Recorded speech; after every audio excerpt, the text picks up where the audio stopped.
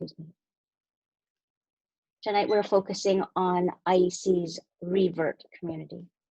As IEC's youth and Revert community grows, the community's dynamic is changing. The most noticeable change has been the dominant language of communication. This Ramadan has offered a fantastic experience as IEC tapped into the vast talent pool of its community members to create rich content in English. I would like to give a big shout out to Imam Bahraini, Brother Reza, and the community's youth for spearheading this effort to present so many diverse programs in English that has enriched us all. I'm also so incredibly honored to introduce a few new faces to our community, Dr. Ronkai, Sister Niciah, and Sister Mahtub. These three panelists will be sharing their journeys to Islam. We will go through 3 rounds for our panelists to answer 3 questions. Sister Mahtub chose to practice Islam on her own since her family didn't practice a religion, but she never publicly said her Shahadatain.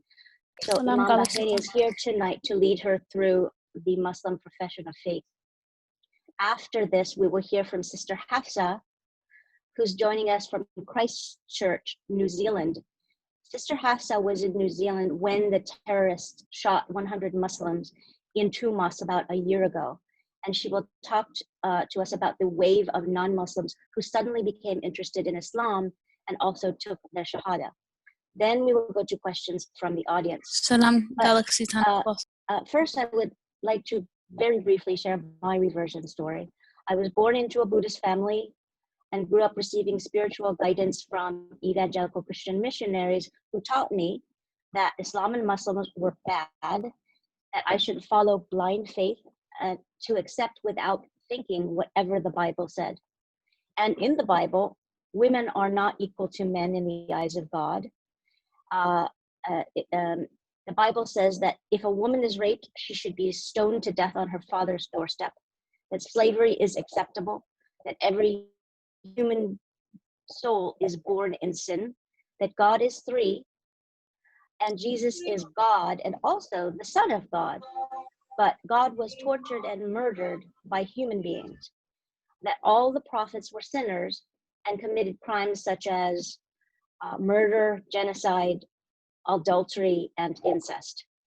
So I started questioning Christianity, and I wasn't interested in leaving Christianity, but I had 0 interest in Islam because I was taught to hate it.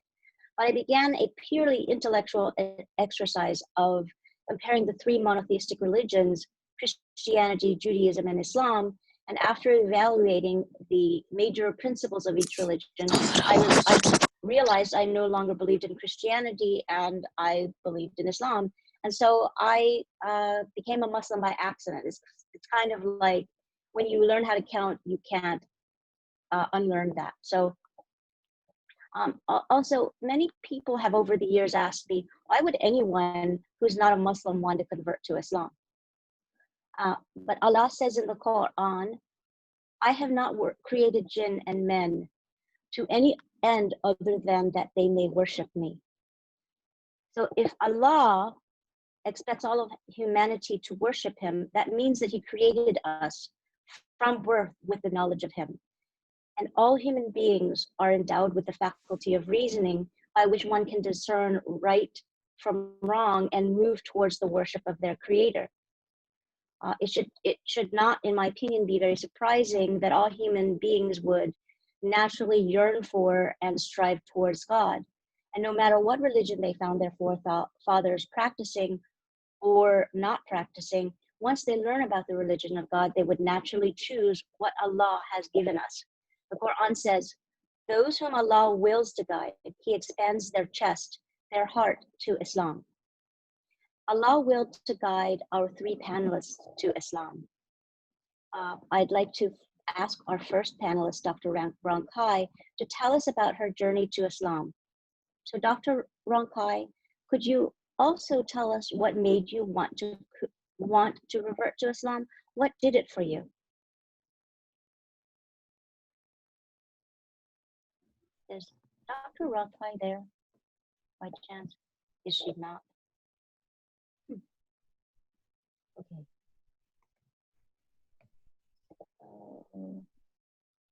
Okay. Well, we're not able to hear from Dr. Ronkai right now. Okay, I'm here. You locked me, so I cannot unmute Please me. go ahead. Sorry.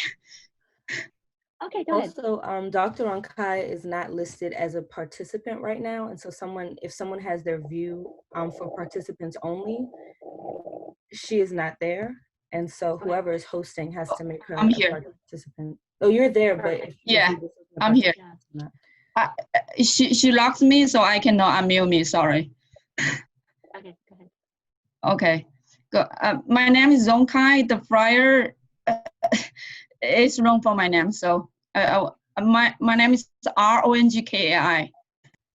Okay, I'm from China, and I have an allergy on my face today. Sorry, I cannot turn on the camera. Sorry, and I'm working at Johns Hopkins University now, and where I learned about Islam is from a true lab member who worked with me before, and they influenced me so much because they are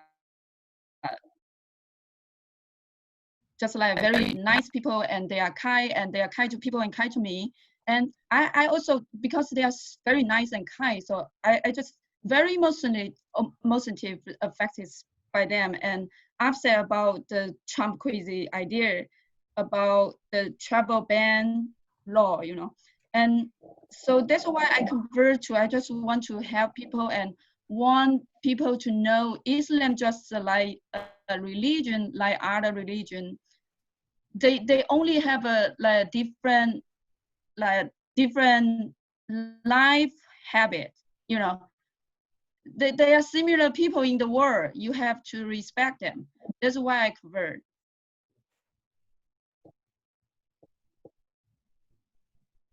Okay. Oh, okay, I'm done. Thank you, Dr. Sorry. Ronkai.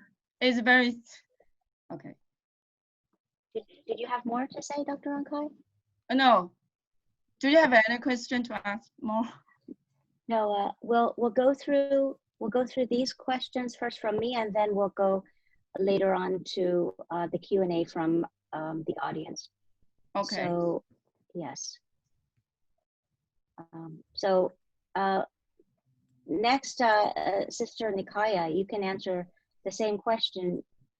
Please tell us how you became a Muslim and what it did for you. Yeah, sure. What did it for you? Excuse me. The first personal experience I had with Islam was with my uncle. So my grandmother's brother and then my mother's brother both reverted to Islam. And outside of those two, everyone else in my family is Christian. I was raised Christian, very Christian, like church on Sundays, Bible study on Tuesdays, which ministry you gonna work. Even after I had my first child, we were so heavily involved in the church that they created like the changing station and like Sunday school and things like that for my kid because we were there so often. And so my first experience with Islam was as a child. My uncle came to stay with my family for a while after he was released from prison. And it was around Ramadan. And so I was able to see the spiritual discipline that he had. And I had never seen anything like that. And so even though I was raised Christian, I was raised, you know, with a level of God consciousness. I had never seen anyone commit to praying constantly, right? I had never seen anyone cleanse themselves ritually before prayer. I had never seen someone with the discipline to say, okay, I'm going to fast. I'm going to get up before dawn. And so it appealed to me. I think another thing as a Black Muslim that is significant in Islam is that Muslims do a much better job, I think, than Christians and certainly than any other Abrahamic faith in making sure that prisoners and people who have experience with incarceration have access to Islam. And so when Christians talk about the sick and the shut-in, they often skip prisoners. And it's really ironic because, you know, if you look at the Bible, a lot of Paul's epistles were written while he was in prison, right? And the Bible talks a lot about the importance of setting the captives free, but there's not a lot of active ministry and outreach to incarcerated people. And so for Black people, where 1/3 1 in 3 men have experiences with incarceration, and we are systemically oppressed and systemically over incarcerated, the fact that Islam does such a great job in reaching out and not neglecting the prisoners is super important, right? And so again, my first experience was with my uncle, who had been recently released from prison and, you know, had reverted, and I saw the spiritual discipline that he had. And so that kind of struck something in me. Fast forward years later, I went to college at the University of Notre Dame. And while I was there, I decided to take up international relations. And I said, okay, if I'm going to do international relations, maybe I should learn Arabic, right? Because there's a lot of diplomacy to learn some Arabic. And part of our requirements, if you were an Arabic major, and I had 3 majors, one of them was Arabic, was that you took Islamic studies. And so I began to study Islam from a scholarly perspective. And there was something that was tugging at my heart that was like, girl, this is for you, right? But I was still in the church. I was still going to church every Sunday. And after that, I went to the seminary. And so I had begun pulpit ministry and had begun preaching and giving sermons. I was still in the church, but something was saying, like, Islam is for you. Like, this is for you. And I befriended 2 sisters who were Muslim.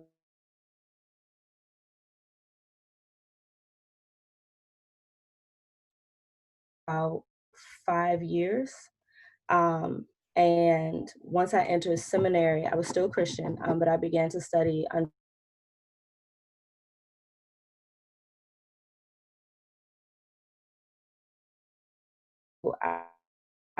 she took a class with her called Women, Gender, and Politics in Islam. And after that, I was like, okay, this is the one. And so I took my Shahada when I was in graduate school.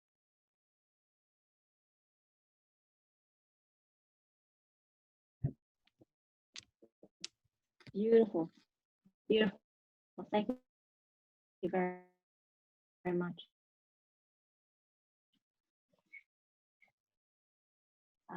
Sister Niciah. Sister Mahtub, can you hear us? You on mute? Okay, someone needs to take Sister Mahtub off mute. Oh, there you go. Assalamu alaikum, everyone. Can you hear me? Yes. Okay, great. Perfect. Thank you. Bismillahirrahmanirrahim. So my name is Mahtub Ahmadi, and I'm 22 years old. I recently just graduated from UMBC, so that's a little bit about me. So I actually grew up in an Iranian American family in Maryland here, and growing up in America, let's say my parents didn't really practice any specific religion, and so about a year ago, I just decided to study religion myself. And I started asking around, and a family friend of mine actually introduced me to someone at IEC. And I had so many questions about Islam. And I remember always being interested in Islam, but didn't really understand a lot about it. And so I remember for some reason I was really scared and nervous to go into the mosque. And then I met up with someone from the IEC, and we met a few times at the parking lot, and eventually I felt comfortable enough to ask questions about Islam and get many of my questions answered. And after that, the sister suggested that I educate myself, not only about Islam, but all religions, so I can make an informed decision about which religion I wanted to follow. And she suggested that I learn basic fundamentals about Islam, such as reading the book Islam for Dummies, which I did, which is an easy read. And it's a good book for like basic information about the religion. So after reading that, we kept talking more and more, and I started to become more and more interested. And once I became interested, I started to think, wow, what is my family, my friends gonna think? So one day I built the courage to ask my dad, and I was like, Dad, if I became, Muslim, would you still love me? And he said, of course, I will always love you. And I just felt definitely blessed to have that in my life, and that definitely helped a lot. So after that, my friend from the mosque actually invited me to the mosque several nights during Muharram, and that's when I actually had the full experience. And I remember when I was telling my mom I was going to the mosque, she actually was gonna come with me and encourage me to come as well. So she actually came with all of our family friends. Shout out to my family friends if you're on here. Thank you so much. And I remember driving every day. I would have class and I would drive all the way from Baltimore all the way to Potomac, an hour away, just to come and get that experience every night at the mosque. And it was really memorable. And I just, right then and there, I was like, wow, like I feel, you know, safe and comfortable. And so after that, I just learned more and more about Islam. I started practicing reading the Quran, and then I started learning how to pray. And thankfully for my aunt, I also, with this, I printed out this prayer sheet, which really helped me learn how to pray. And now I can do it by memory now. So it was a good experience. And so what really made me accept Islam was that after educating myself about different religions and just gathering up all my information, for me, when I compared Islam to all these different religions, I found that Islam made the most sense to me. That's it. Thank you. Thank you, sweetie. Dr. Ronkai, we'll go to you next with our second question. How has your life changed since you've become Muslim? What were the challenges before and after you became Muslim? Before, I didn't follow any religion. Actually, I didn't change a lot except like the prayer and the eating habit. And what I love Islam is just like, you know, when you see a people prayer there, you can feel they are so calm, they are peaceful. And so when you see a people prayer, you just mean, oh my God, how the people can do that? why they can pray 5 times per day? It's a challenge, you know. So it's amazing they can keep doing that every day. It helps you to think about your life. And why the people can do that? We can do that too. Because just like, for example, when you draw the picture behind you, you have to be patient, right?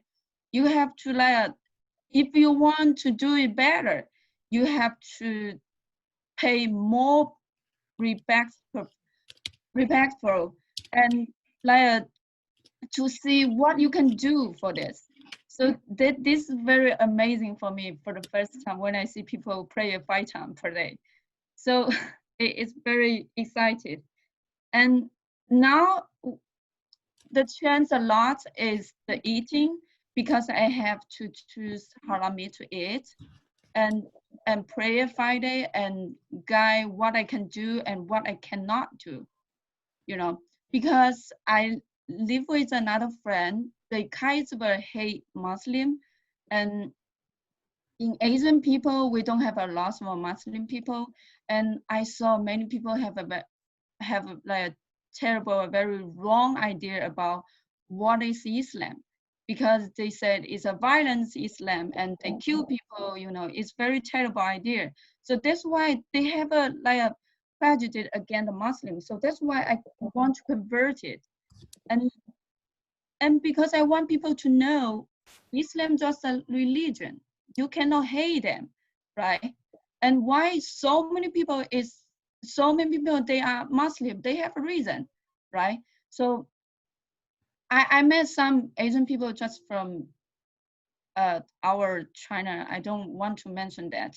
And they really hate Muslim. They put like a very bad word comment for them. And they talked to me when I went to mosque last year for prayer at night. And because that night is a little bit late because it's 12 a.m. And the thing about it's very dangerous, people who can do that.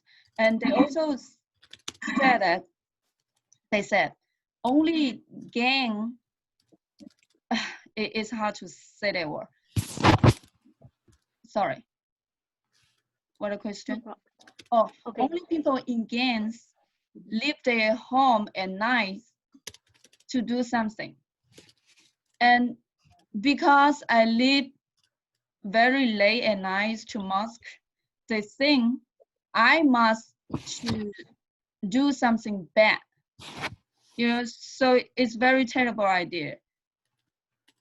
It made me so sad when I when they were talking about this and that thing about Muslim. It's so sad, you know. So that's why I have a very strong idea have to convert, because I want people to know just a religion. Why you have a so strong and so bad comment for the Muslim, right? We have to change this. And so that's why I convert and keep doing it and keep changing my habits. Just be able to change some of my friends and some of the Asian people to understand what Islam really means, right? So that's my idea. That's it. Thank you, Sister Ronkai, for your explanation. I wanted to give a little note of clarification for what Sister Ronkai said, just in case there might be a question about it. What's this? I have heard this before because Sister Ronkai and I are very close friends, and we've been talking a lot. Just want to clarify what she was referring to about the gangs was that it was very hurtful for her to leave at night and go to the mosque just in the evening and then stay out past into the night and come home sometime before midnight and be accused of being part of a gang and doing bad and dangerous terroristic activities, because she was accused, she was told that only people who stay out at night are only up to no good, and you must be up to no good as well, especially if you're going to a mosque. So that was a particularly painful experience for her, having people who were close with her, who were kind of right-wing Christians and very hateful towards Islam. So beautiful. Thank you very much, Sister Ronkai. Thank you. Sister Niciah, how about you? You want to tell us about how your life has changed and any challenges you faced before and afterwards?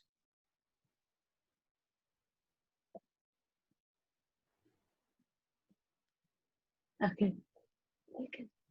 Okay. We were like playing tag with the new thing. I think that the biggest thing that has changed for me is more of a mental and a spiritual thing than like a physical thing. But for me, I think realizing that because of the level of God consciousness that we are encouraged to have as Muslims, that everything that I do can be an act of worship if I'm doing the right things, right? And so for me, the ability to ritualize my study, like my studies can be an act of worship as a student, right? My raising my children can be an act of worship. My nursing my children can be an act of worship. Driving safely and not having road rage can be an act of worship, right? So all of these things, you know, or eating, like just a simple bismillah in front of all those things changes the energy when you do these things, and it increases your God consciousness, and it kind of feeds itself, right? Like the more God consciousness you have, the more you devote or can realize that your daily activities can be an act of worship, and the more you do that, the more God consciousness you have, and then boom, it's just feeding itself, right? That for me is the most significant change that I've had in my life, because it has changed my perspective on things, and also, you know, changes the way that I approach activities, changes the energy that I bring to the things, changes the way I talk about things, the things that I do before I do things, after I do things. So that has been the most significant change for me. I think one of the challenges that I have faced, and I think for a lot of us who are from communities or cultures or ethnicities that are not from like quote unquote Muslim countries, a difficulty that we have is like reconciling our culture with Islam. Whereas other people, there are cultural elements that people bring into Islam, and it's normalized, it's accepted, right? But for Black Muslims, for Asian Muslims, for white Muslims, there are things that are part of who we are as people, and part of our culture that when we bring it into Islam, it's not as welcome. It's frowned upon. Sometimes it's framed as anti-Islamic when it's really not. So that has been challenging. Also, the realization, I think, that, you know, as beautiful as Islam is, and nothing can change that for me, there is still a lot of anti-Blackness in a lot of Muslim spaces. It's very difficult, or has been difficult. But it has also grown my compassion towards people who lack the understanding of knowing that that's not quite right. And also, so I have moved around quite a bit since I've become Muslim. So now I live in Philly. And this is another place where, like, culturally, Islam looks very different than it does in the DMV. So that has been a challenge too. So yeah, I think those things. Thank you very much. Sister Mahna, what's your response to this question? Sure, thank you. So to begin, how has my life changed?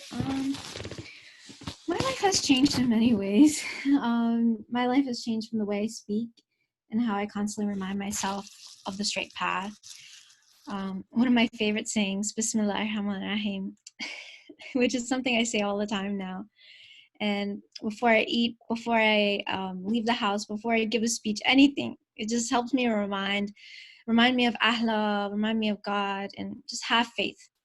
You know, it really brings me peace. And I've just basic sayings for me really just brought me so much more peace and remind me of Allah and everything.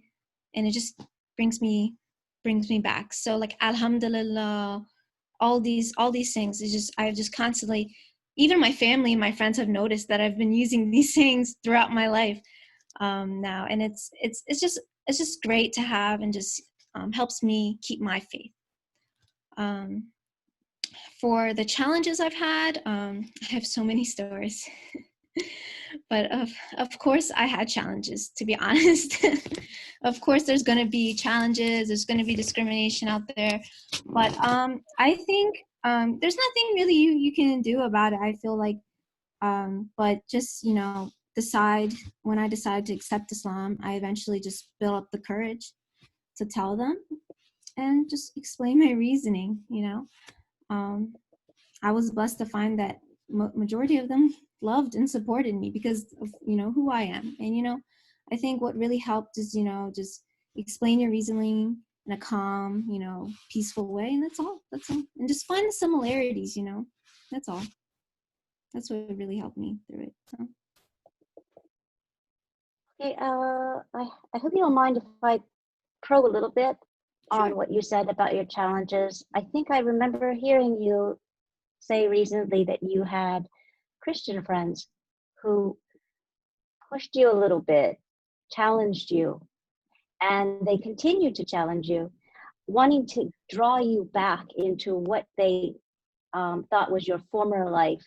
Maybe they think that you can be brought back into the fold of humanity before your soul is lost to hell and doom and damnation forever. So do you want to elaborate a little bit on that at all? Yeah, but I know you face some challenges in that area. Sure, yeah. So I have so many stories, but I'll just give a few. Yeah, I have my coworkers, a few friends of mine, and of course we live, you know, I live in America, and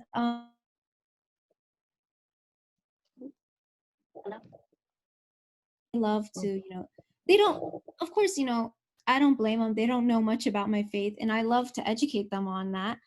But you know, they just love to let's say explain their faith to me in much detail, to the point that, you know, hey, I've never explained much of mine, but, you know, I'm willing to explain if you're willing to listen. So but and I realized that some of my friends, they actually did listen when I actually had the courage to explain to them what it is I do believe in. Majority of them, they did listen, but I had to have that. I had to stay calm and not let that, you know, whatever they say affect me.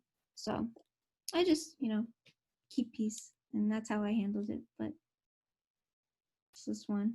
Anything specific? Okay, thanks very much. Okay. No. Okay. We do have to move on. We have one more question, and then we have questions from the audience also. So Dr. Ronkai, how can the IEC community support you? Is there anything that people can do here to support you? And do you have any expectations as a new Muslim?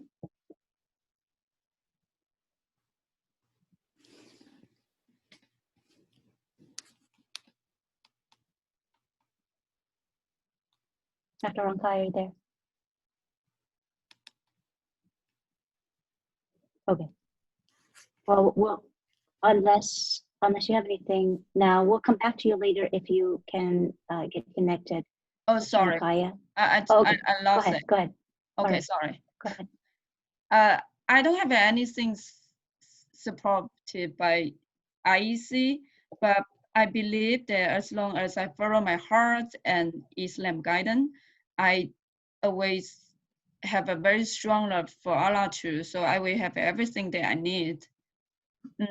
And at first, they want to teach me how to say Farsi and every word that I cannot pronounce for prayer. So a lot of people help me to do that. So far, I don't have anything needed. Okay, great. Thank you. Sister Niciah. So I think one of the most beautiful parts of my journey into Islam was the new Shahada party that the community here offered me. And it was such a beautiful thing because, you know, sometimes as reverts, we experience a few things. So one of the things is loneliness, right? And sometimes you step out on this path alone. Your family not doing it with you, your friends not doing it with you, right? And so it takes courage, but it's also lonely. The other thing is kind of a sort of grief and mourning for the spaces that you're walking away from. Like, even though I walked away on purpose, I'm still kind of sad because that community, like that church I grew up in, right? Or that church, I thought I was gonna get married there. Or that pastor, I might've had a good relationship with them. Or I might've been going to Sunday school here forever. Or just the routine that you had, the kind of friends you had. And so it's a kind of unspoken mourning and grief that we experience.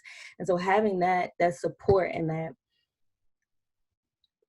just a celebration that is so important. And a lot of our families don't, you know, they'll, even if they're accepting, some of our families are not accepting, even if they are accepting, they don't take this time to celebrate because it's not a thought.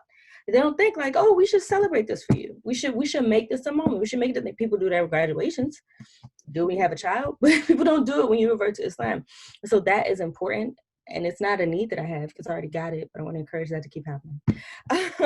One of the other things that has been super helpful, or is super helpful, is the an increase in the English programs that are offered. Love the translator at IEC. It's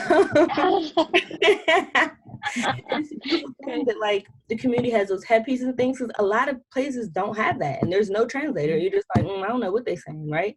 And I don't feel welcome, and I don't feel like I can participate. And I'm just kind of here, like I don't feel included, and people might look at you funny, like it's the whole thing. So that is so important. So I'm glad to see the English programs increasing because we need that. So yeah, English things are super important. New Shahada parties, keep them going. And programs like this. Great feedback. Thank you so much. And we'll pass your feedback on to our famous translator, Mr. Al-Tafi. I miss him. Okay, he's awesome. Thank you so much. Okay, so Sister Mahtub, what about you? Any thoughts? Sure, yes. So the best support for me would just be continuing to be kind and welcoming to everyone. When you see someone by themselves at the mosque, you know, just say, hello, is this your first time? Get to know them, you know, introduce them to your friends and show them like how welcoming the mosque can be. And I remember when I joined for Muharram, it was such an enlightening experience. Like I met so many people, and it was a great time, and everyone was welcoming, and just continue to be welcoming and kind to everyone. And I just want to thank everyone for everyone that helped me contribute to my reversion to Islam, and because you guys kept this community so strong. I know there are so many people out there like me, my age, older, it doesn't matter, younger, and I know out there like they come from just second generation families, you know, just like me. And they're probably seeking Islam, but they don't know where to go or who to talk to. And I'm just blessed that we have this IEC community. And just please reach out to them. It's not up to you to guide them. The guidance will only come from Allah, but you can support and make them feel welcome at the masjid. And when they need you, they'll just reach out. So, thank you. Thanks very much. We've gone through our questions. However, at this point, I'd like to invite Imam Bahraini to join us because he can walk Sister Mahtub through her Shahadatain at this point now. Thank you very much. Assalamu alaikum. Assalamu alaikum. Assalamu alaikum. We have my sound. Do you Yes, hear me? we can hear you. We can hear you very well. Oh. Assalamu alaikum, everyone. Congratulations for Eid al-Said al-Fitr. And Eid al-Said al-Fitr is very important in the Islam. When the Prophet saw the moon, he said, Allahu Akbar, Allahu Akbar, walillahi alhamd, walahu shukru ala mohebban.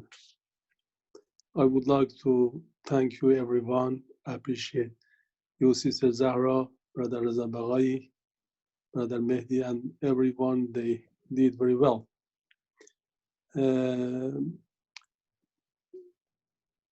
Your story was interesting, and I enjoyed about they converted to Islam. For convert to Islam, we say a special sentence. With this special sentence, the person convert to Islam and she or he is a Muslim. Mahtub, are you ready to convert to Islam? Yes. Oh. The first sentence, this is the first sentence is Allahu Akbar. Say, Allahu Akbar. it means God is greatest than anything we think. The second sentence is Ashhadu an la ilaha illallah. Say, Ashhadu Ashhadu an an la la ilaha ilaha illallah. illallah. It means I testify just for one God, nor other gods. I believe to one God. Ashhadu Ashhadu an an la la ilaha ilaha illallah.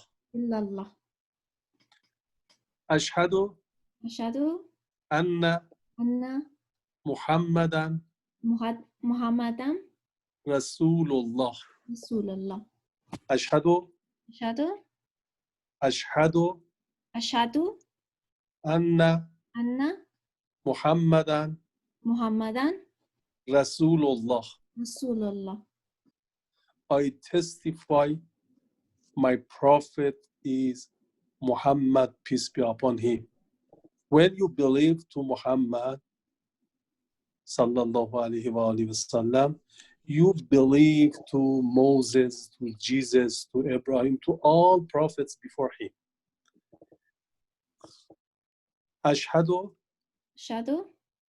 anna anna aliyan aliyan waliyullah.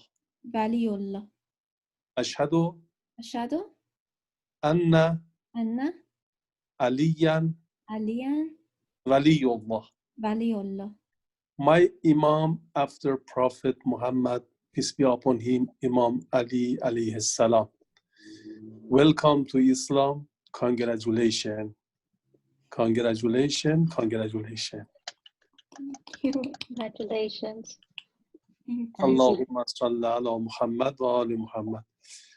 Sister Zahra, you can continue the subject with them. Thank you. Thank you very much. Thank you very much. Oh, the comment section is lighting up when saying congratulations. We hope you're happy. Mashallah, I'm reading. Mashallah, congrats. We are so happy. Congratulations, welcome to Islam. I can go on and on and on. You can go read that. But it's a very happy moment, and I wish that everyone could just jump on here and give you a big fat hug right now. But we can't do that because of COVID. But we do have to move on to Sister Hafsa, who inshallah is here with us. I haven't seen you, Sister Hafsa. Are you here? Sister Hafsa? There you are. Assalamu alaikum, Sister Hafsa. It's so delightful to see you. I hope that someone will take you off mute. There we go. Yep. And thank you so much for joining us. I see you beaming because we're all beaming, very happy. But we have to talk about what you're here to tell us about, which is absolutely fascinating too. Please tell us about the stories of reversion that took place after the Christchurch massacre last year. Assalamu alaikum, everyone. So I know, and greetings to all of you, because it's the month of Ramadan and sadly it's come to an end. But I hope everyone's prayers and fasts are all accepted and we get through and we have a blessed Eid. Now, I was in tears when Sister Mehta took her Shahadatain. It was really good to see that, because this was my first experience. And I just want to briefly say that even though, you know, and I really appreciated listening to all the three ladies, Sister Niciah, I think, and Sister Dr. Ronkai, because, you know, it's not an easy journey to take. And that's something I you know, for me, someone who's born in the religion and has been part of the religion since they were, you know, they were brought into the family, it's a big journey. Even though I must say I did take part of that journey, because coming from the Sunni school of thought to following Imam Ali alayhi salam as my Imam has been a discovery, has been a journey in which I have done, you know, what you might have done part of it though. But I wanted to thank Sister Zahra for having me here today to talk about, you know, what has been the interest in understanding the religion of Islam after the incident of 15th of March, when a terrorist decided to go into the mosque on Friday, 15th of March, and shoot, and we lost 51 members of of the community. Firstly, what I want to say is that it's sad that it has taken such an incident to happen, so people can actually understand what the religion of Islam is. But it is Allah's plan, as we say. You know, it is what Allah had willed, and inshallah, those 51 souls are shaheed, and they are in Allah's presence. But what it has done was we had so much, we were inundated with the amount of respect that the community got. If you go online and you search for it, you will see messages that came through to us. Even the media was became so friendly to us. From the national media through to local community radio stations, all were welcoming and appreciating of Islam as a religion. We did have quite a lot of people who converted to the religion of Islam after the incident of 15th of March. But more than conversion, I think the understanding that has built up, even from our Prime Minister, you know, just the fact that she wore a hijab and came to the center where, you know, families were gathered because they didn't know if their family members were alive or not. It sent out a lot of messages, and subsequently what has happened is we've had a lot of interaction, even at a government level. You know, they've created special advisory positions for Muslim community to come forward, because they want to better understand what our religion is and to cater to our needs. So and then, you know, just the challenges that all of you might have had, you know, the challenges of just having halal food. we can now see that it's a norm and everybody understands, because you're a Muslim, we have to make sure that you get halal food if you are in our gathering, that you don't drink alcohol. So the accommodation that has happened after that has been really tremendous. And I can speak from what the work I do. In my day job, I am a lecturer at a university here in New Zealand. And in my night job, that's what I call it, I run a charity called the Lady Khadija Charitable Trust. And you can see it on, if any of you are on Facebook, etc. We have had enormous support in the kind of activities we do. And obviously more and more people are understanding the religion and want to find out more because of that incident. So inshallah, I'm just blessed to be part of such a gathering today. And I thank Sister Zahra once again for having me here. And congratulations again to Sister Mehta, anytime, and Sister Niciah and Dr. Ronkai. At any point in time you want to connect with anyone across the globe in New Zealand, feel free to, just get in touch with us. We'll welcome you here. Thank you. Assalamu alaikum. And Eid Mubarak to all of you. Thank you, Sister Hafsa. That was very beautiful. If you would like, go into the chat, leave your contact info. If someone would like to contact you, they can get your info right here. We can go directly into the Q&A. If you have, Sister Hafsa is 16 hours ahead of us in New Zealand.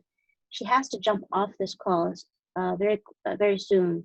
If you have any question, please, for her specifically, please put it into the chat immediately so that we can capture it. But I want to go to the question which I see here.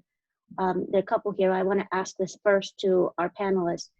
It was a really good one. Let's start off with this. Was there anything that ever made you not want to be Muslim? Anything that almost made you turn away from Islam?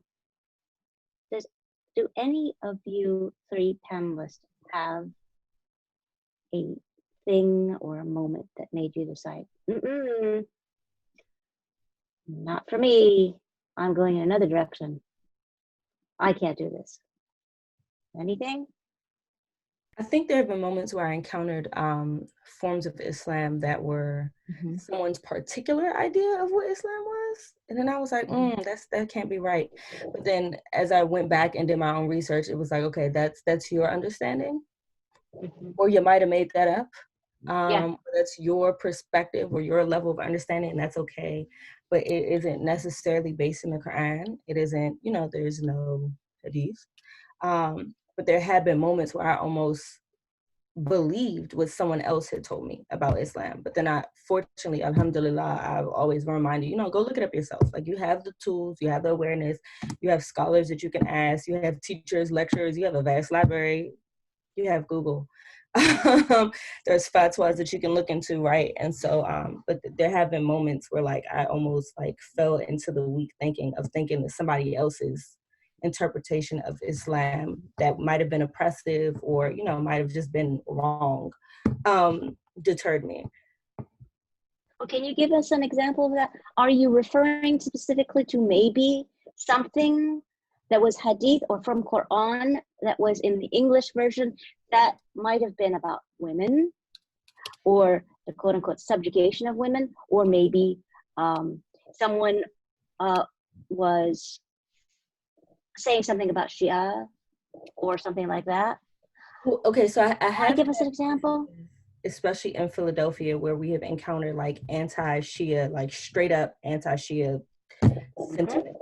And there are certain pockets in Philadelphia that have certain ideologies that have been outwardly hostile, physically aggressive. You have to leave here. Is that a turba? You have to go. My husband has been in almost fistfights with people because they've been so antagonistic.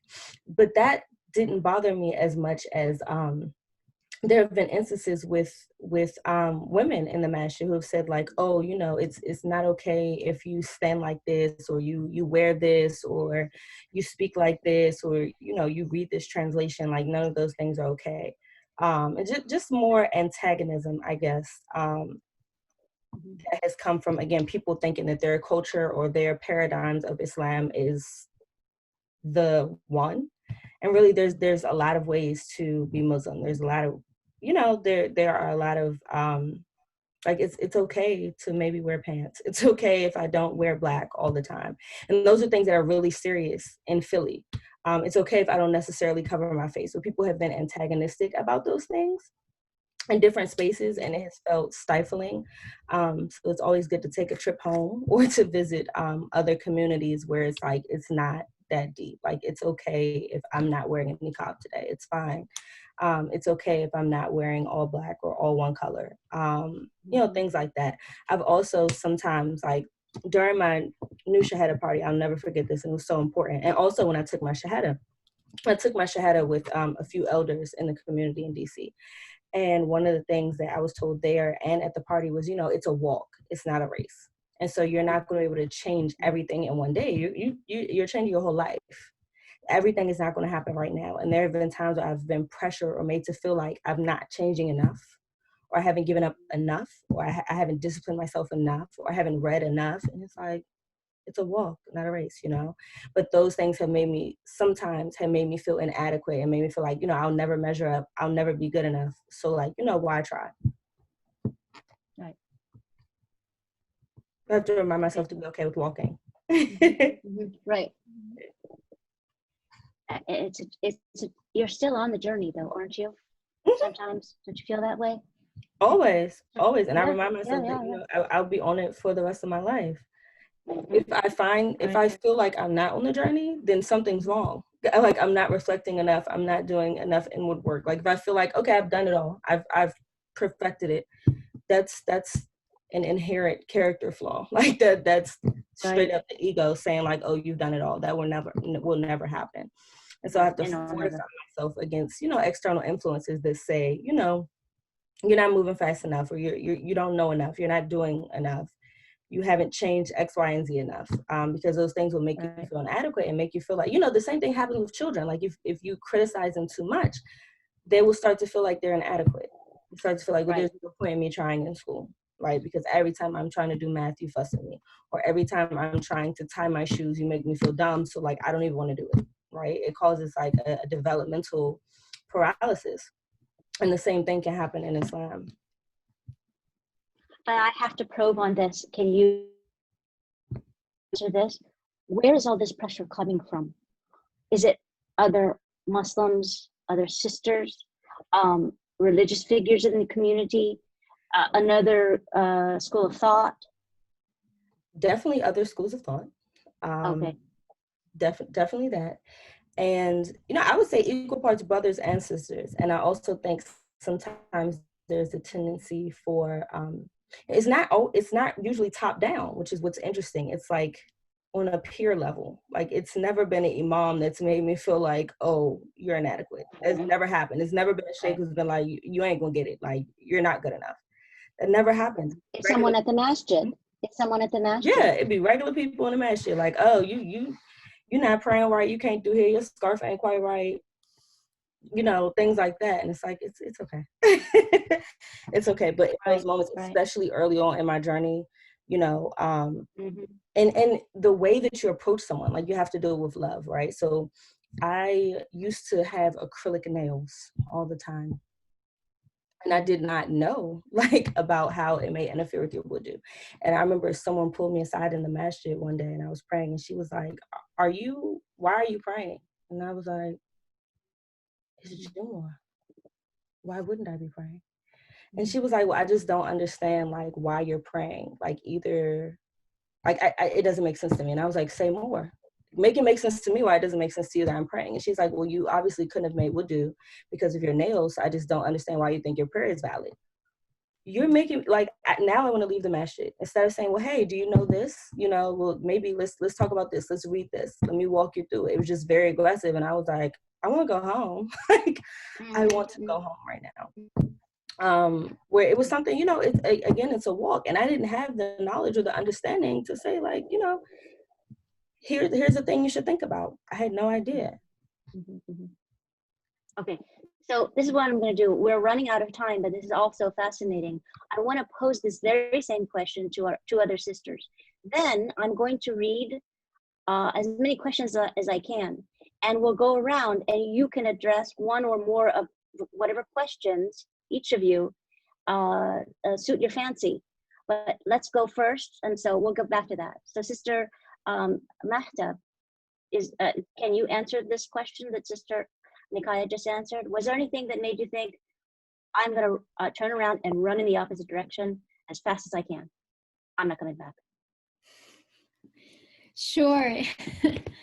Yeah, I had many of those. And even when I was just trying to educate myself about Islam, I had so many questions. And the questions were mostly about stereotypical things. I didn't really think they were really focusing on the faith itself. I think they were just focusing on these things they hear from people, and that kind of went to my head and made me think, oh, this, that, it's like this, that's what they do. No. When you properly educate yourself and don't believe anything anybody just says, you actually seek the faith for yourself and find Allah through it. And it's it just makes more sense when you actually educate yourself on it. So that's basically it for me. Okay, thank you. Sister Ronkai, can you address that? Or if you have nothing to say, that's okay. Well, I'm going to read the other questions soon. No, your question is that if something made me don't follow Islam, right? And yes, something you didn't want. I know. Something that made you want to run away. You don't want to. The first thing is, if everyone is violent as Taliban, I may not. Right. Okay. And if Muslims don't respect women, it's the second. Mm-hmm. Right. This very terrible one. I know everyone respect women so far, right? And third is, if everyone force ourselves to do something, we may don't want to. That's my idea, right? Okay. Only this three. That's great. Mm-hmm. Great. Thank you very much for that. Let me just go read some questions.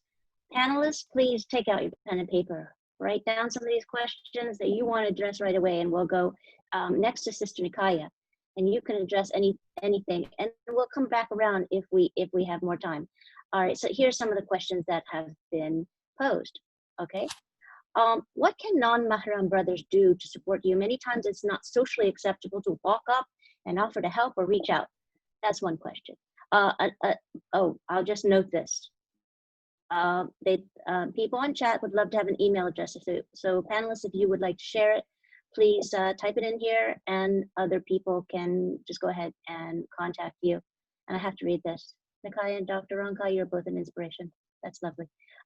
So here's another question. How was your journey with hijab?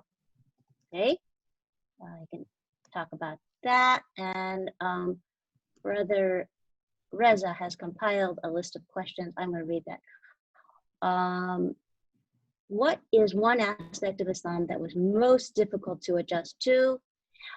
Next question. Do you think the education of Islam or Muslim friends, was it Muslim friends that made the biggest impact on you to become Muslim? I guess that is. Next question. Did you feel any sort of discrimination from friends or family or people at work once you decided to revert? Next question. Is there any particular Islamic character that attracted your attention during your studies?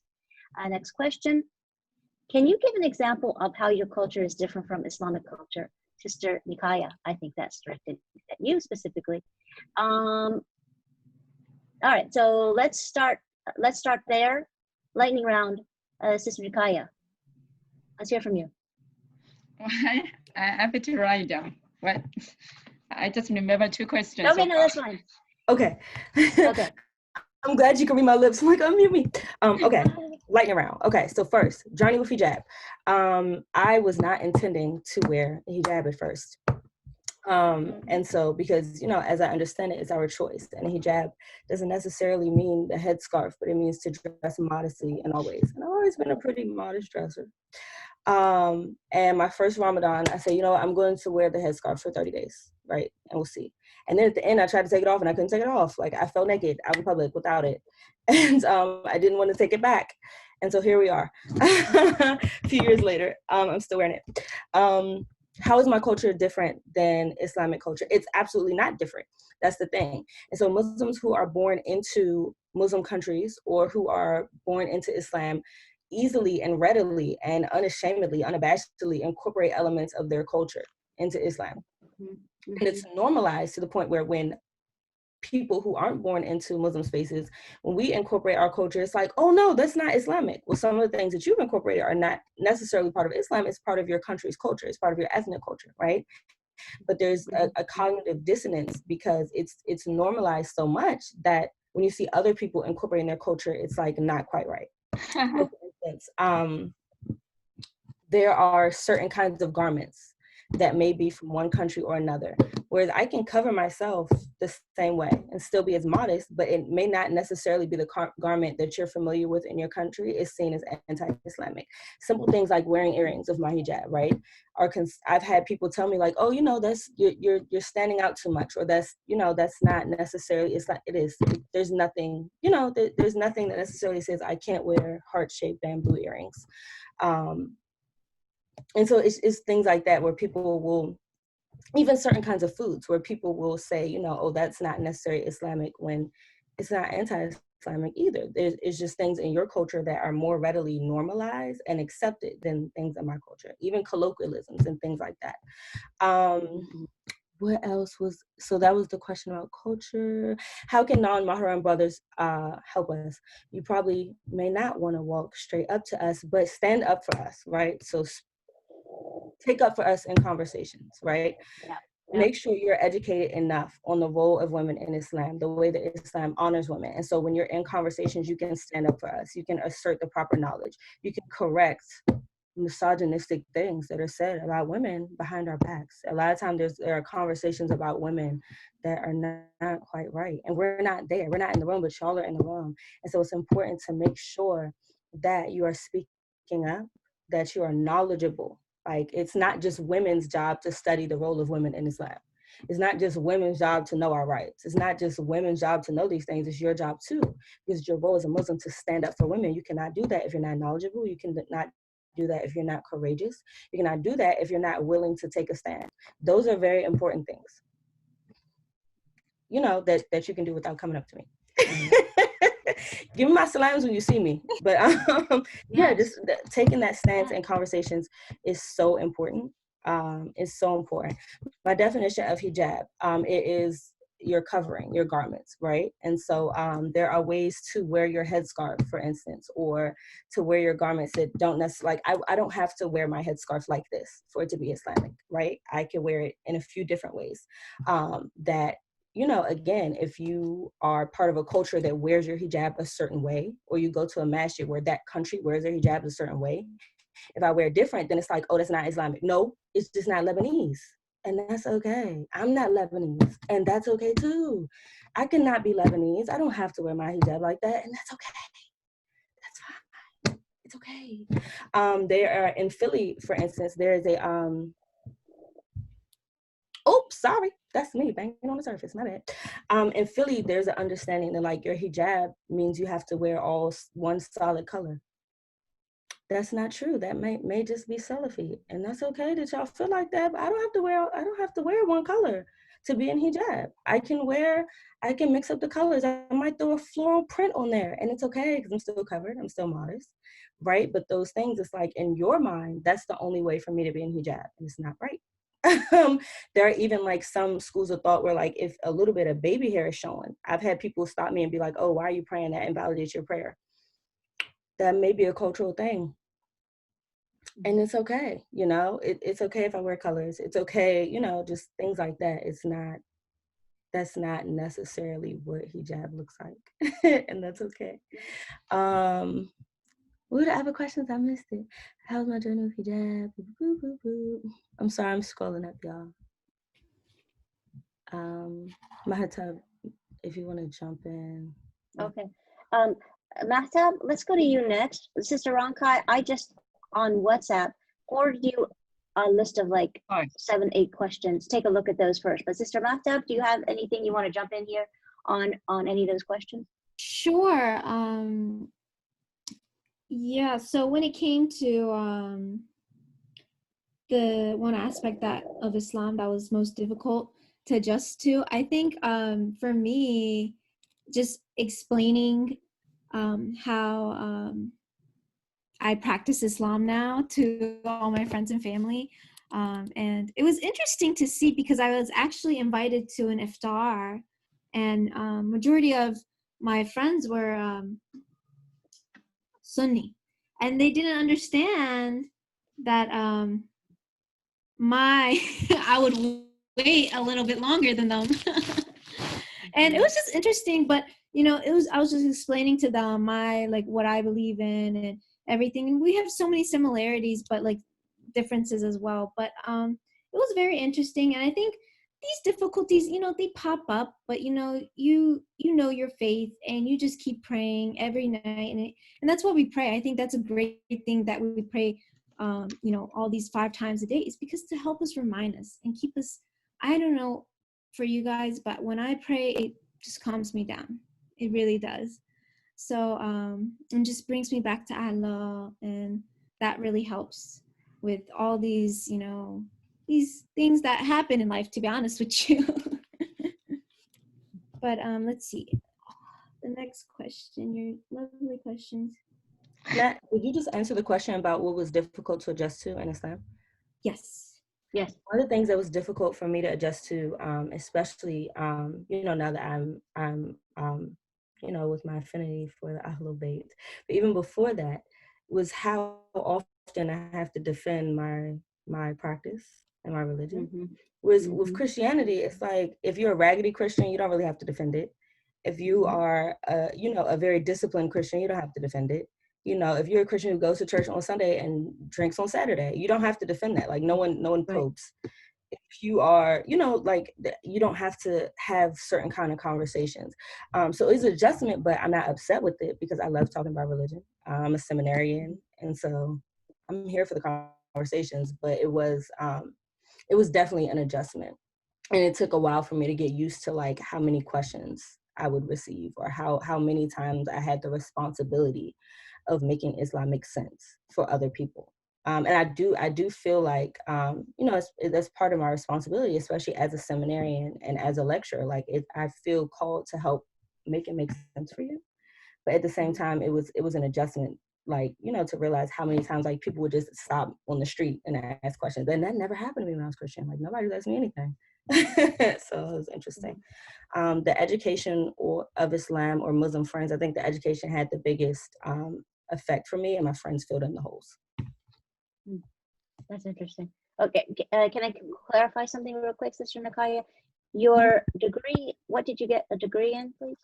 Yep. So in the seminary, I got a degree in ethics and social justice.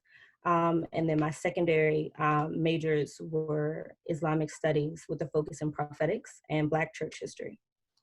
And you studied Arabic, right? That was an undergrad. Yep. So in undergrad, I studied political science, Arabic, and Africana studies. And in graduate school, I studied the religious studies of ethics and social justice, Islamic studies, and Black church studies. And then my graduate studies research was in prophetic ministry in Islam.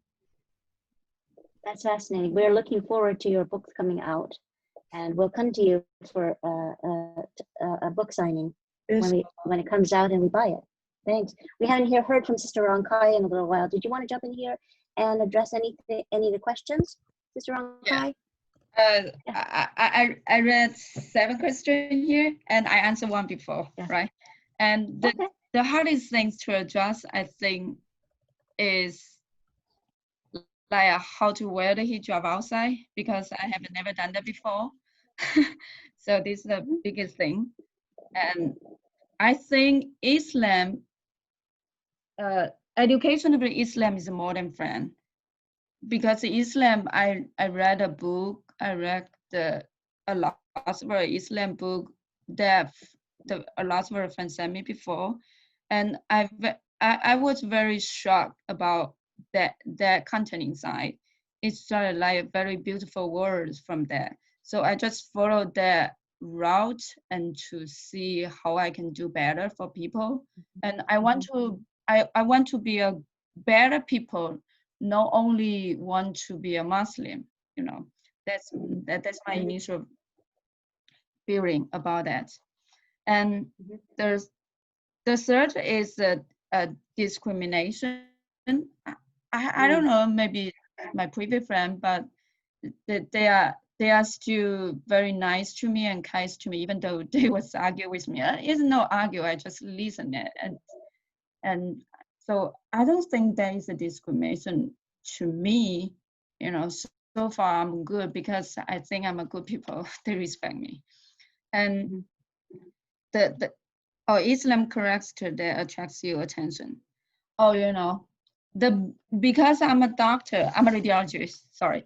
Because I'm a doctor, I just think about the marriage between the cousin with current. This is a very big shock to me, because I'm a doctor.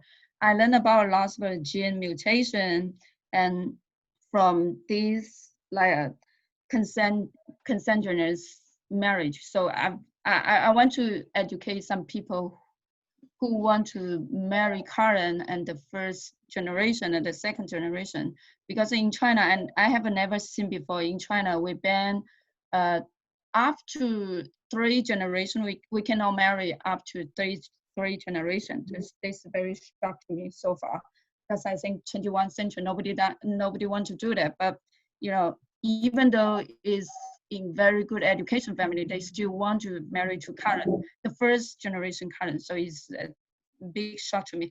I want to learn more about that and educate people. This is no good, not only love and what else, just only for the medical field. You understand that? Sorry, I'm a doctor. I know what you're talking about, and I just want to clarify for anyone who might have a question about that. What Sister Ronkai is referring to is the marriage between cousins. She is saying that as a doctor, she herself frowns upon it a great deal, and is very motivated to educate people that under no circumstances, she believes that shouldn't be happening. Even in China, there is some kind of a law that people have to be 3 cousins removed, before they can, up to 3, and even more before they're allowed by law to marry someone who is that closely related to you. So that's what she wanted to address. Is there anything else that you'd like to address, Sister Ronkai, before I go to you mean the culture? Because I have to say the culture different. And you know, in China, even though in China, different city and different province, we have different cultures. So it's hard to say what's the difference between Islam and my country. You know, even though in our country, it's a big difference too. It's hard to say what difference. Right. Yeah. Okay. All right. So we have to move along really quickly, but I can't help but probe on this great question out there. I think you touched on it a little bit, but does anyone want to tackle this? This great question was from iPhone to everyone. Did you feel any sort of discrimination from friends, family, work once you decided to revert? Does anyone have anything to say about that? Because I'm not going to take up everyone's time here, but I could go on for hours upon hours upon hours to talk about the discrimination that I have faced. I feel I know that there's subtle, there's very overt, there's fighting that I've had to do in the workplace and outside, in terms of discrimination that I feel from other people, be they people I know well or family members or in the office. But I'd like to see if any of our 3 panelists would have anything to say about that in terms of stories or comments, or if you have nothing, it's perfectly valid. You don't have to say anything. No, because Trump is not my friend, so I don't want to say it's my friend or not. because Okay. Trump, because he gave me Trump. just like Trump, Oh, the Trump. president. He gave me very big express about the Islam, because I don't want to know about. I didn't want to know about the Islam before, but you know, he was very crazy about Islam country. That's why he attracts me to learn more about Islam. Mm. So this is the only person I want to say. Oh, isn't that very interesting? I just want to make just reiterate that as a point to many people who are listening here today. Mm. I think for a lot of people who leave their religion and decide to practice Islam, there is that element, many people, not everyone, obviously, of attraction to learn about. Please unmute Sister Niciah. I think for some reason she's unmuted. But there's an attraction to learn about that which is interesting, shunned, demonized, that then turns into a great obsession to unravel and pull the string to learn more and more and more and more about it, and then people then convert to Islam. Like the people in Christchurch after 100 people died. Like people like Sister Ronkai, who just mentioned that people, the President of the United States and others, motivated her by his hatred, their hatred towards Islam, to go and learn, and then they end up taking their Shahada. And then, they're going to one day marry your children. So anybody want to address the question? Plot twist. Muslims are going to marry your kids. Yes. So ultimate Exactly. right there. Exactly. For me, I didn't experience any antagonism at all in my family. And I'm fortunate that like my generation, my mother's generation, my grandmother's generation, even my great-grandmother's generation, we all explored and tried to find God. And so my grandmother had been Buddhist. My grandmother had been in the Nation of Islam. My grandmother had tried all these things. My aunts have done the same. My aunts have been Catholic. My aunts have, just sought God. Like, how can I find God? Is it here? Is he here? Is he there? Protestant Christian, Catholic Christian, all sorts of things. And so when I became Muslim, they were like, okay, like as long as you're seeking God, we're with that, and how can we be supportive? So I was very grateful for that. Especially my grandmother and my mother, super supportive. And even my family who didn't, I have some family who's not spiritual at all. They didn't know enough to know, but they didn't antagonize in any way. I did have friends like low-key hate. And so I had one friend, for instance, who was like, oh, I was really surprised when you became Muslim because, of how smart you are and how well-read you are. And I was like, do you think I became dumb? Like, what are you saying? Like, is my intelligence antagonistic to this decision? Like, it should make, if you honor or you respect my intelligence and how well-read I am and, just all the things that I know, then you should be able to know that I didn't turn my intelligence off or my wisdom off when I became Muslim. And so that was weird. And I had a couple of friends make those comments. And, we're not beefing, but it's just like, okay, I'm gonna give you some space, to work through whatever you're working through over there. Because it's insulting. I don't think they realized how insulting it was. And I definitely had people who, in the church that I grew up in, because I attended the same church my whole life up until my early 20s, had people who were antagonistic there. So that was difficult. But yeah, not so much in my family. And I'm very grateful for that. Oh, and also students. So I went, the seminary that I went to was a majority Christian seminary. And so I had a lot of antagonism there. And I was the first Muslim to serve on the student governing association. I was the first Muslim to win the university-wide research competition. And my research was about Islam. And so a lot of things like that happened when I was at the Howard University School of Divinity. A lot of Christians were very antagonistic. I was published in Christian books, and they were upset that I was bringing an Islamic feminist framework into, you know, a commentary on the Bible. They were like, how is she in that book? Like, who invited her? Like, how is she in the SGA? How is she winning these research competitions? And they were very vocal about it. And it was disturbing, but again, like, it helped me grow my grace and compassion towards people who, like, you're limited. And I'm gonna pray for you because you're limited. I love that attitude. You're going to pray for them, right? What can you do? And you're laughing about it now, but you're so successful, and we love to hear what you have to say. You're just amazing and so inspirational. If you don't mind, I would just like to share something. I don't mean to be negative, but on the question of the discrimination, though, I'd love to tell you, because I have worked with specifically reverts. Well, I wouldn't say worked with. I've been fascinated with this subject matter for 30 years, since I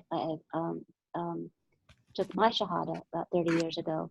And one of the worst stories that I have to share is how there was a young sister, just like Mahtub, young like her, 21, 22, just graduated. She was so happy to become Muslim, but right after she did so, her father invited her to dinner, and he said to her, I will give you 3 chances to renounce Islam throughout dinner.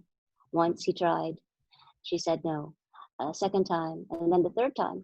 And he said, I've tried 3 times and you refused to renounce Islam 3 times. So I'm going to tell you what I'm going to do now. Number 1, I am going to stop. I will not pay for any of your medical bills anymore. This young lady was, this new Muslim she had a very, very debilitating disease. So he took her off, multiple sclerosis, I'm sorry. She had MS. He took her off as a dependent and would not pay any medical bills for her to get any medication, go to the doctor, anything. And the second thing I'm going to do is I am not going to pay your college tuition. You're going to have to pay all of it on your own. And the third thing I'm going to do is I'm going to disown you. You are no longer my daughter. And so it was so disturbing and painful for her that she did end up, as young as she was and as new as she was to the religion, and she didn't have a lot of knowledge yet. She had only become a Muslim about a month previously.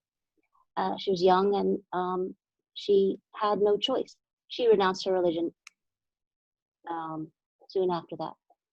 So it's very painful, but those are the types of things that people go through, and I would like to encourage everyone who have inherited the religion of their parents who are Muslims here today to be, to just keep in mind that many reverts, whether they are just newly reverted or have a revert for many years, carry trauma in their hearts that they've been living with for possibly decades, that they'll never tell you, that the sensitivity that you showed them will go a long way. Please keep that in mind, that some people don't disclose that, but there are things that Muslims, new reverts, suffer that are specifically unique to them. And I'm not saying that people who are born into Muslim families don't also. Certainly they do, but just want to suggest that you be particularly sensitive about that and give your support. And when you do, people will turn to you, reverts will turn to you and say, thank you. You're there for me. I appreciate that. All right, so Sister Mahtub, Sister Ronkai, actually, Sister Mahtub, you want to address that question at all? Any discrimination you want to talk about that you felt nothing? I know you from your family, I heard you say that you don't. I mean, they're so supportive. I know you had mentioned that your mom, they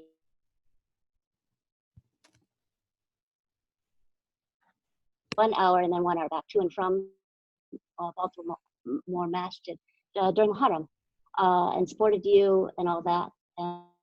And your mom invited all her friends to this Zoom program, and they're all on. You gave a shout out to them too. Shout out to them. We love you. Thanks for joining. So anything there?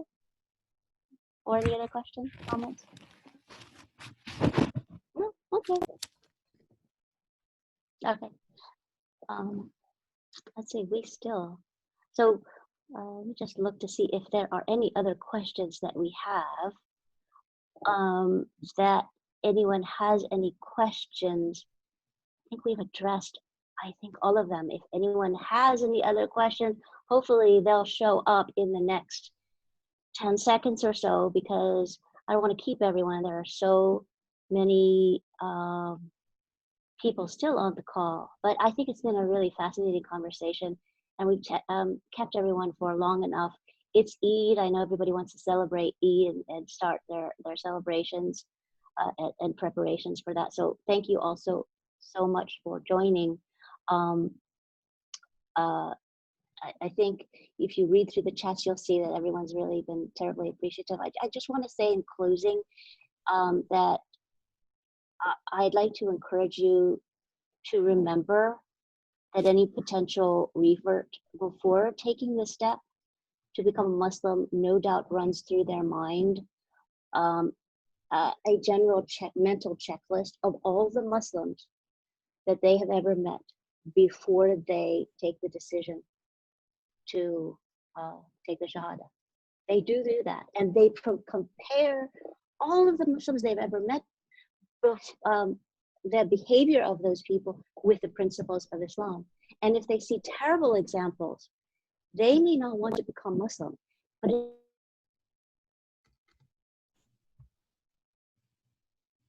reverts actually say that the reason they chose Islam is because of the upright, moral, kind behavior of the Muslims that they met. And please remember that your own behavior, when you think no one is observing you, has an impact on other Muslims. Just like, you were at the masjid and Ronkai was there. You didn't even know and that she was there, or she was evaluating Islam, and so was Sister Mahtub. But they came out today saying, thanks for being so nice to us, and now we're Muslim. Okay, so thank you to everyone who has joined tonight. Thank you to our panelists. And I hope everyone has had a blessed Ramadan and has a wonderful Eid. Any closing remarks from our panelists, please, Sister Niciah? Someone asked a last minute question, so I do have a closing remark, but Brother Mansour, I want to answer your question. So the question is, are there any particular Islamic character that attracted your attention during your Islamic studies? For me, Maryam, the very important character. And part of it has to do with my experience as a Christian, and even just an experience as a Black person in America. I think even if we didn't grow up explicitly Christian, we all have a relationship to Isa alayhi salam, right? Like we all have some type of, grandmother had a picture of Jesus in the house, or somebody, like we all have this close relationship to Jesus, or some type of relationship to Jesus, even if, we weren't in the church, right? And then when I went to the University of Notre Dame, it's a very, very Catholic place. And so then I saw, this thing where they would like pray to Mary. And so that was interesting to me too. It was like a weird sort of thing. Like, how did that happen? And so to have the Quran properly set the record straight about who Mary was and why she was and how significant she was, and that Jesus is who he is because of his mother, right? Jesus got to do all of the things he did and became a prophet because his mother was chosen, because his mother was set aside. That for me, we don't get that in the Bible. There was nothing about Mary in the Bible. Like, it just skipped right on over her to Jesus. Okay. Wait a minute. Can I just jump in here real quick? Sister, Maryam, according to many Christians, right? So Christian theology, you may be able to confirm this, asserts that okay, so actually, no, Mary is the mother of God. What did you say? Go ahead. In the Bible, there's nothing explicit that really sets the story straight with Mary. Exactly. But then in the Catholic Church, there was so there's these ecumenical councils where these men got together and decided what the Bible should look like. as people. They said, we're going to figure out what stays in the Bible and what goes. We're going to put together Christology. We're going to figure out this Trinity thing. And so they sat down, they had these councils where they would come and ask these questions like, okay, if Jesus is God, who's Mary? If Jesus died, then how is he God? Like, so they would ask these questions.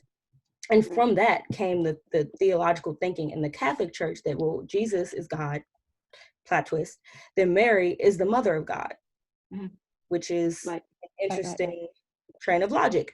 But that's not explicitly in the Bible. That is a question that they grappled with that was not in the Bible, and they come up with that answer and said, okay, we're going to build our theology and our Christology around this, right? But that's only in Catholic Church. That isn't in the Protestant Church. Like, the Protestant Church doesn't revere Mary as the mother of God. And there isn't anything explicitly in the Bible that tells her story, that talks about how she came to be, that, you know, anything about her. And so for me to have the Quran say, well, no, again, Jesus is who he is because Mary is who she was. Let's start there. Let's back this all the way up, right? And let's talk about Yahya. And let's talk about how, you know, the fact that Mary was provided for in ways that nobody had been before, right? For me, that was extremely important, again, because I already had this relationship with Jesus, but there were so many mis-stories and misconceptions or non-stories or erasures of the stories surrounding Mary and other women in the Bible. So to have that corrective element that was like, nah, let's really get into it. Let's really talk about, you want to talk about Jesus, you got to talk about Mary. You want to talk about women, you got to talk about Mary. You want to talk about prophethood, you got to talk about Mary, right? Let's talk about Zachariah. Let's talk about, let's tell this whole story. That to me is one of the most beautiful things. And you don't get that a proper telling of that story in Christianity. But in Islam you do. Sister Mariam is so well respected, even more so than you will find in the scripture of any other faith. We have to leave it there. We could probably continue to stay on all night. If we were fasting tomorrow, I would just go and get my salar and we could, you know, eat. But tomorrow's Eid. I'll let everyone to go. Thank everyone who joined us and our lovely panelists. Turn it back over to you, Brother Reza. Thank you. And also thank Imam Bahraini for joining us. Thank you so much. Thank you so much, Sister Zahra. Thank you all so much, the panelists. We are so happy, and I know for a fact that I speak on behalf of every single one, that we are so happy that you are part of our community, in our family. Sister Mahtub, you know, we're especially excited to have you here tonight, and alhamdulillah that we're all able to celebrate with you. I know if we're in the center, everyone would be clapping really loud, and there was a part of me that wanted to, you know, have everybody be unmuted so we could have everybody clap, but that would be a little bit of chaos. But we are so incredibly happy to, alhamdulillah, have you, all of you, as part of our community. Inshallah, we will have you, you know, part of our programming much more in the future. If for all of our participants, thank you for attending tonight. Please follow at Mohebban Youth and at IECMD on Instagram. Those are the best ways to keep in touch with the center and with the youth group. The youth group has been, we're getting a little more technological savvy and, you know, getting on the social media to communicate our programming. So we hope that's a great way we can interact with you all. Alhamdulillah, we've been able to have, I think, 13 or 14 programs this month, and inshallah we'd like to continue that with you all fueling our fire, inshallah. So as a quick reminder, tomorrow morning at 8 a.m. sharp, Salat al-Eid will be performed live on the IEC YouTube page. You can follow along with the leader of your household performing the prayer, and you can follow along with the Imam virtually. Both the prayer and the sermon will be virtual. Beginning at 9 a.m. at the center in Potomac, we will be giving halim, distributing halim to folks. And then beginning at 9 o'clock, we will have the Eid celebration drive-through. So you can paint your car, put some balloons or streamers on the car, and then drive around to the center. There'll be different stations, and kids under the age of 15 will be able to receive little goodie bags and you know, different assorted gifts. There will also be an opportunity for you to pay your fitriya and kafara. Fitriya is $12 per person, and fitriya, and kafara is $10 per day that you have missed. In addition, the drive-through celebration will also feature a Cirque du Soleil performer. So as you're, you know, driving around the center in that 5 or 10 minutes that you're in line, you can be entertained with a few folks doing miscellaneous activities to be announced. So please, please, please make sure you attend this. Warm, sweet halim and circus sleigh performers. I don't know what else more you would want. So please be sure to come, spread the word. The flyer is on Instagram, it's on Telegram. There's so many ways you can share it. We want at least to get 1,000 people to come. Little Birdie has said that the local news stations might also be coming the same way they attended the drive-thru iftar a few weeks ago. So please make sure you come so we can show them what the Muslim community is all about. So with that, I leave you all. Inshallah, we will see you tomorrow. Thank you. Thank you. Wa alaikum salam.